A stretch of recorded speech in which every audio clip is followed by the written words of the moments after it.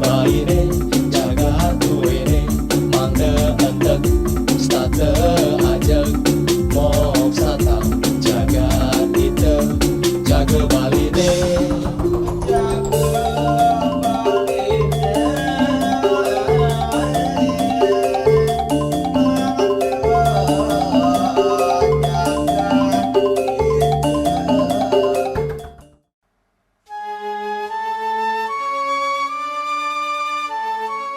Pura sebagai tempat yang disucikan bagi umat Hindu mempunyai arti yang sangat penting dalam setiap aspek kehidupannya, terutama untuk Hindu di Bali. Hal ini terbukti dengan banyaknya jenis pura sesuai dengan fungsi dan karakterisasinya seperti Pura Kayangan Jagat, Pura Subak, Pura Melanting, Pura Kawitan, dan sebagainya. Dalam setiap pura tersebut juga terdapat berbagai macam pelinggih sebagai perwujudan Hyang Widi dalam berbagai aspeknya. Di antara pelinggih-pelinggih tersebut, yang kini banyak dikenal oleh seluruh umat Hindu terutama di luar Bali adalah Padmasana. Pelinggih yang satu ini dianggap sebagai pelinggih yang utama untuk pura-pura di luar Bali. Pelinggih yang terdiri atas bagian kaki atau tepas, badan atau batur, dan kepala atau sari dianggap sebagai tempat pemujaan Tuhan Yang Maha Esa dalam segala manifestasinya. Pulau Bali puniki dikenal dengan nama Pulau Seribu Pura juga. Jadi banyak sekali pura yang ada di Pulau Bali ini. Pura punika itu adalah sebuah tempat suci untuk pemujaan umat Hindu kehadapan Ida Bathara utawi Ida Sang Hyang Widi. Di samping pura sebagai tempat suci, ada juga tempat pemujaan yang lain yang ada di masing-masing rumah dari orang Bali punika yang disebut dengan sanggah pemerajan. Sanggah punika berasal dari kata sanggar yang artinya adalah tempat suci. Pemerajaan itu berasal dari kata praja yang artinya adalah keluarga. Jadi sanggah pemerajaan itu adalah tempat suci untuk keluarga. Baik di pura sebagai tempat pemujaan maupun di merajaan dan juga sebagai tempat pemujaan punika banyak ada pelinggih-pelinggih pada areal tersebut. Salah satu pelinggih yang ada di sebagian besar tempat suci atau pura atau merajaan yaitu pelinggih Padmasana. Padmasana punika berasal dari bahasa Sanskerta dari kata Padma dan Asana. Padma punika artosnya utawi artinya adalah bunga teratai. Asana punika adalah sikap duduk. Jadi Padmasana punika adalah tempat duduk. Bunga teratai sebagai tempat duduk, sebagai istana suci daripada Sang Hyang Widi. Padmasana ini bisa ditemukan di seluruh pelosok Bali, bahkan bisa dikatakan bahwa Padmasana sangat identik dengan Bali, di mana bentuk bangunan Padmasana serupa dengan candi yang dikembangkan dengan pepalihan. Pada umumnya Padmasana tidak menggunakan atap atau bangunannya terdiri dari bagian-bagian kaki yang disebut tepas, badan atau batur, dan kepala yang disebut sari.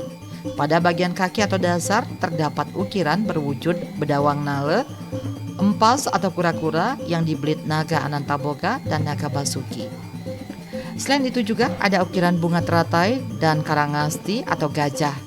Pada bagian badan atau tengah terdapat ragam hias berupa pepalihan, karanggoak, simbar, karangasti, burung garuda, angsa, dan patung dewa-dewa Asta Dikpalaka.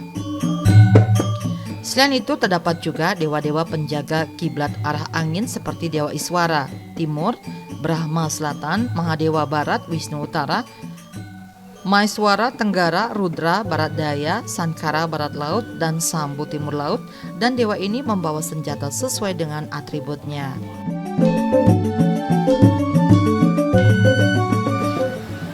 Kenapa memilih bunga teratai? Yang rati tiang ring lontar Padma Buana disebutkan Pulau Bali puniki dikatakan oleh Empu Kuturan sebagai Padma Buana. Kemudian wonten lontar yang kedua punika wonten lontar dasa nama bunga. Di sana disebutkan bunga teratai ini adalah rajanya bunga atau disebut dengan Raja Kusuma. Kenapa dia disebut sebagai rajanya bunga? Karena bunga teratai ini bisa hidup di lumpur utawi di tanah. Akarnya hidup di tanah. Batang daripada bunga teratai ini hidup di air, sedangkan bunganya hidup di atas air, yaitu di udara. Jadi bunga teratai ini hidup di 3 alam, pertiwi, ampah, dan akasa. Di samping sebagai raja dari bunga ini, bunga teratai puniki, daun bunganya itu berjumlah 8 yang melambangkan catur Aiswarya, yaitu 8 kemahakuasaan daripada Tuhan yang terdiri dari Anima, Lagima, Mahima, Rapti, Prakamya, Isitwa, Wasitwa, Yatrakama, Wasayitwa.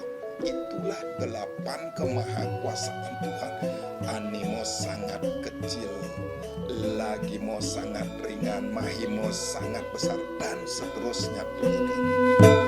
Nah, di samping itu ke-8 daunnya niki juga melambangkan Asta Dewata, yang mana Asta Dewata itu di timur adalah Betara Iswara, kemudian di tenggara adalah Betara Maheswara, di selatan adalah Betara Brahma, di barat daya adalah Betara Rudra, di barat Betara Mahadewa, di barat laut adalah Betara Sankara, di utara adalah Betara Wisnu, di timur laut adalah Betara Sambu.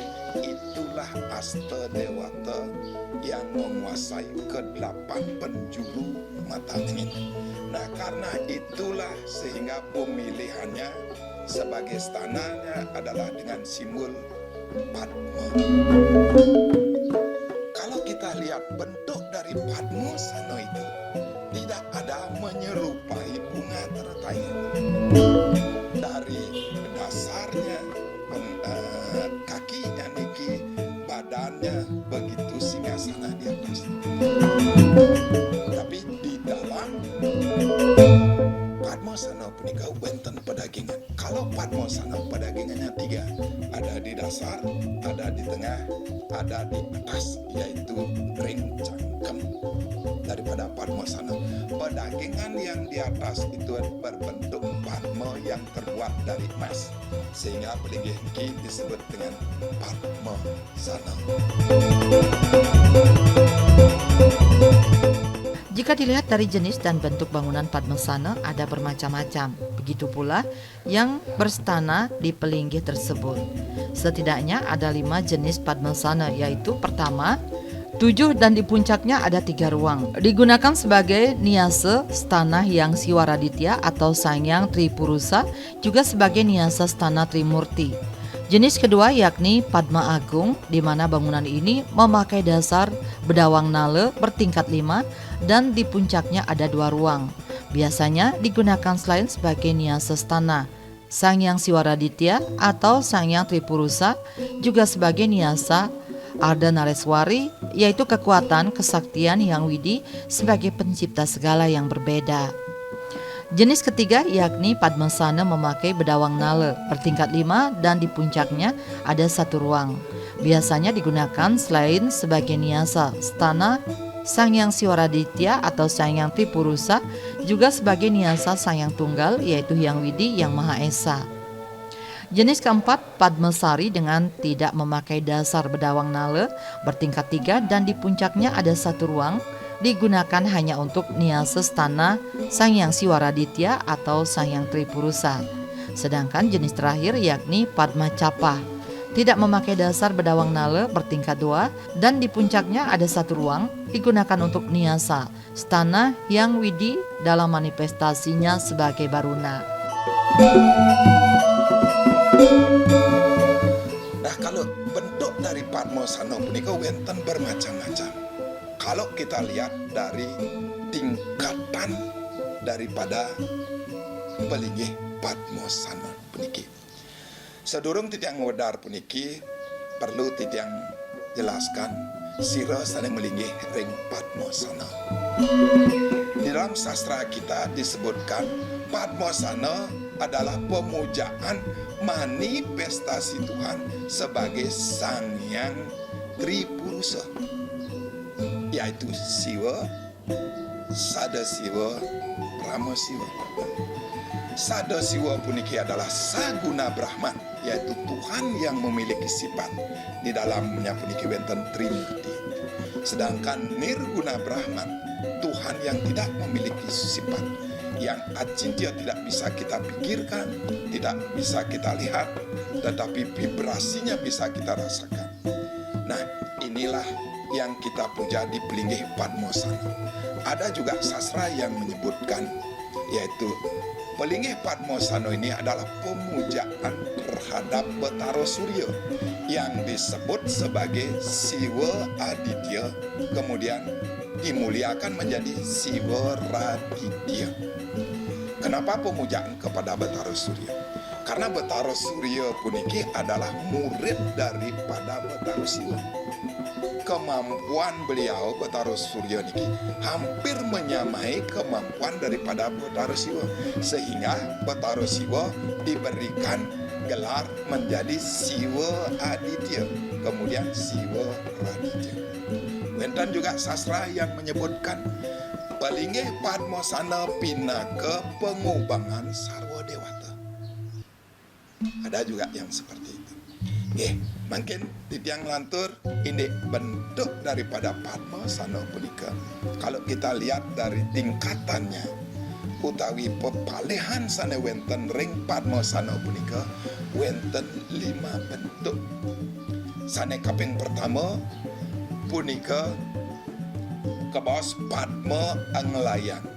Padma Ngelayang punika terdiri daripada 7 tingkatan. Di bawahnya wonten bedawang nala.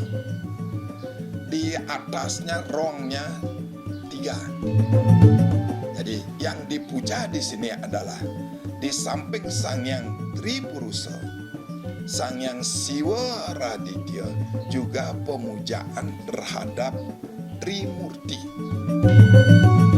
Brahma, Wisnu, Iswara.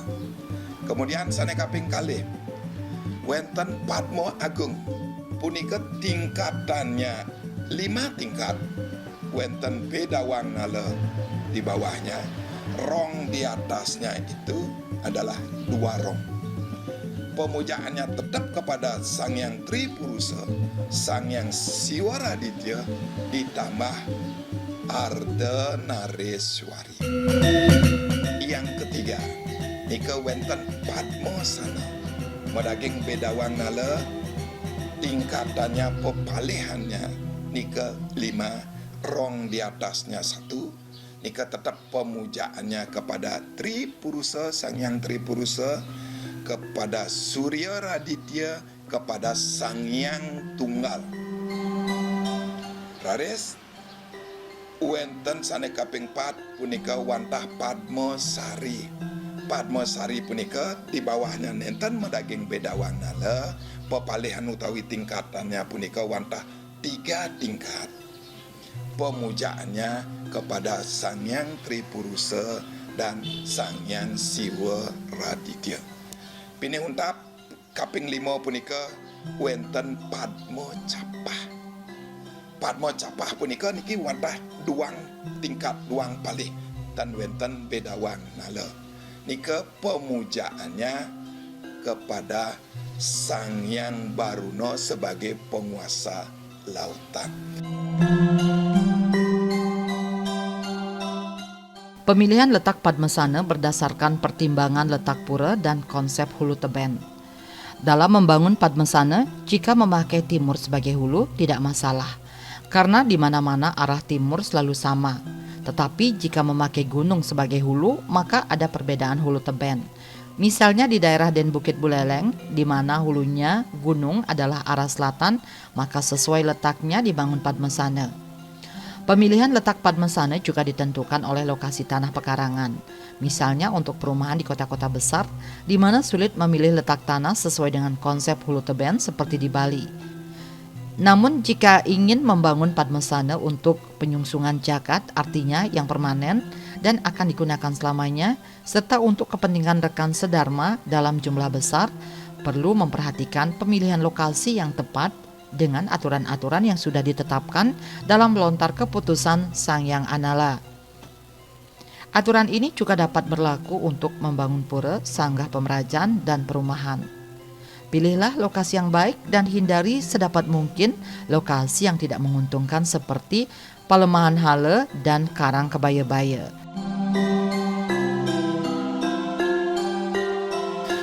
Sanewawu titiang matur, Padmasana pinaka pengubangan sarwa dewata.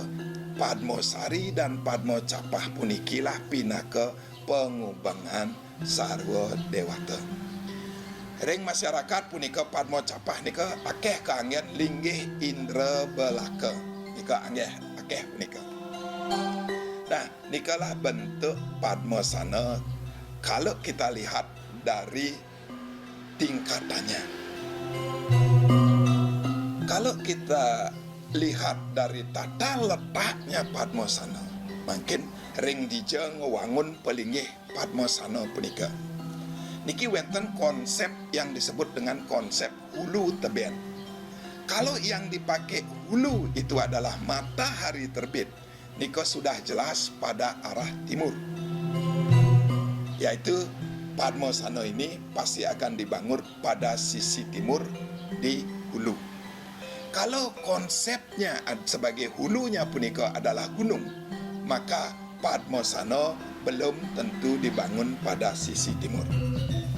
Nah, kalau Padmasana punika dibangun pada sisi timur menghadap ke barat, nika disebut dengan Padma Kencana. Kalau Padmasana itu dibangun pada sisi tenggara menghadap barat laut, nika disebut dengan Padma Asta Sedana. Kalau Padmasana itu dibangun pada sisi selatan menghadap utara, itu disebut dengan Padmasana. Kalau Padmasana itu dibangun pada sisi barat daya menghadap timur laut, itu disebut dengan Padmanojo. Kalau Padmasana itu dibangun di sisi barat menghadap timur, itu disebut dengan Padmasari. Kalau Padmasana itu dibangun pada sisi barat laut menghadap tenggara, itu disebut dengan Padmakaru. Kalau Padmasana dibangun pada sisi utara menghadap ke selatan, disebut dengan Padmalingga. Yang terakhir, apabila Padmasana itu dibangun pada sisi timur laut menghadap barat daya, itu disebut dengan Padmasaji. Satu lagi, wenten Padmasana yang dibangun di tengah pura, itu disebut dengan Padmapurung. Jadi Padmasana itu bisa dibangun di sisi manapun, tergantung konsep hulu teben yang dipakai pada pura tersebut.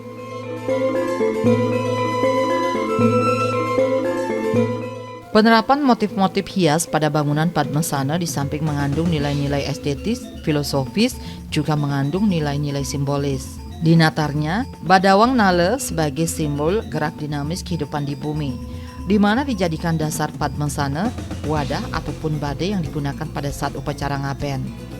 Kemudian naga Anantaboga sebagai simbol kemurahan akan sandang, pangan, dan papan yang tidak akan habis-habisnya. Naga Basuki sebagai Garuda pembawa tirta amerta sebagai pelaku utama dalam Adiparwa yang menggambarkan pencarian tirta amerta atau air kehidupan antara dewa dan raksasa dengan kemenangan di pihak para dewa sebagai simbol kebebasan melalui pelepasan terhadap ikatan duniawi, sementara angsa yang sedang mengepaskan sayapnya sebagai simbol kesucian dan keindahan abadi.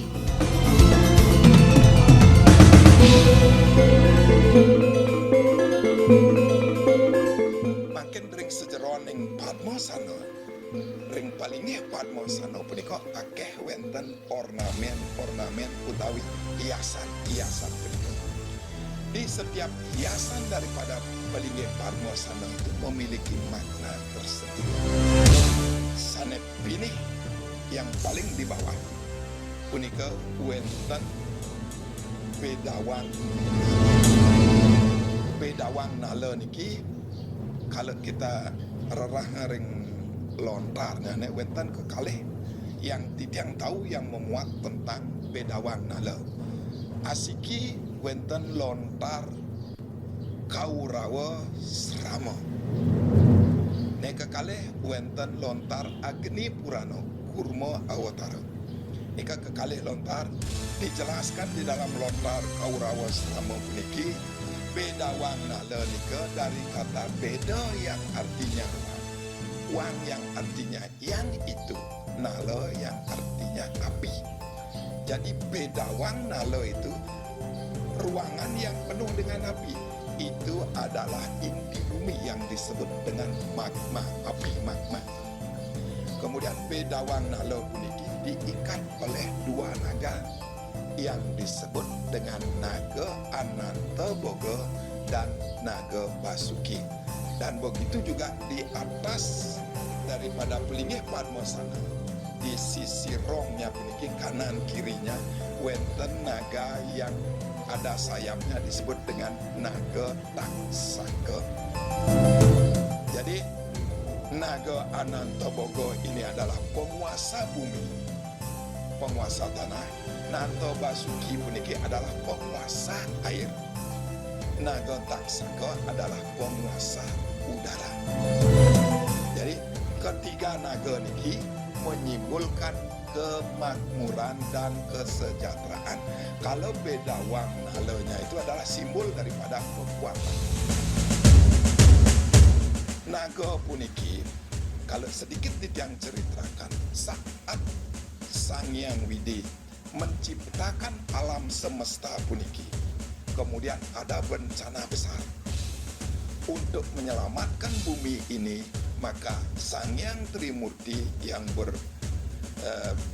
Sang Hyang Brahma murubah wujudnya menjadi Sang Hyang Anantaboga, Batara Wisnu merubah wujudnya menjadi Sang Hyang Naga Basuki, dan Batara Siwa merubah wujudnya menjadi Naga Taksaka. Batara Brahma mengembalikan kesuburan tanah puniki. Batara Wisnu yang menguasai Naga Basuki mengembalikan kemurnian daripada air ini. Terus Batara Siwa yang menguasai udara yaitu Naga Taksaka juga mengembalikan kemurnian daripada udara itu. Nikalah Sang Hyang Trimurti yang diutus untuk mengatasi bencana punika agar dunia niki tetap ajak.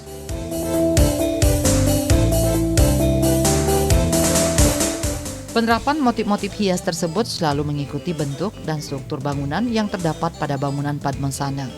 Selanjutnya bagian lain dari Padmasana, dari bagian bawah atau bagian kaki bangunan Padmasana yang disebut tepas terdapat motif hias badawang nala yang dililit oleh dua ekor naga yakni naga Anantaboga dan Basuki.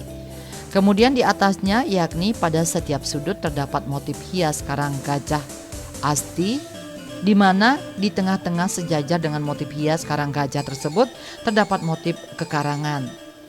Di atas motif karang gajah, karang asti yang menghiasi keempat sudut bangunan Padmasana terdapat motif hias karang tapel yang pada bagian bawahnya dikombinasikan dengan motif karang simbar yang juga menghiasi bagian sudut bangunan. Di atas karang tapel terdapat motif khas karang gua yang juga menghiasi keempat sudut bangunan Padmasana, dikombinasikan dengan karang simbar dan patra punggel. Pada terapan pepalihan terdapat motif keketusan atau motif-motif geometris. Sementara pada bagian tengah atau badan bangunan Padmasana yang disebut batur, yakni pada bagian belakang badan Padmasana terdapat motif hias Garuda membawa tirta amerta. Kemudian di atasnya, pada setiap sudut masing-masing terdapat motif hias karang gua yang dikombinasikan dengan karang simbar dan patra punggel.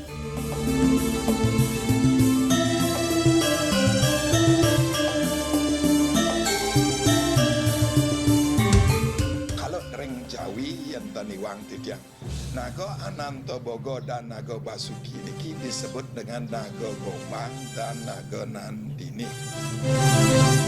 Haris niasa utawi simbol ornamen keberikutnya punika wenten Pomo. Pomo punika simbol penguasa hutan.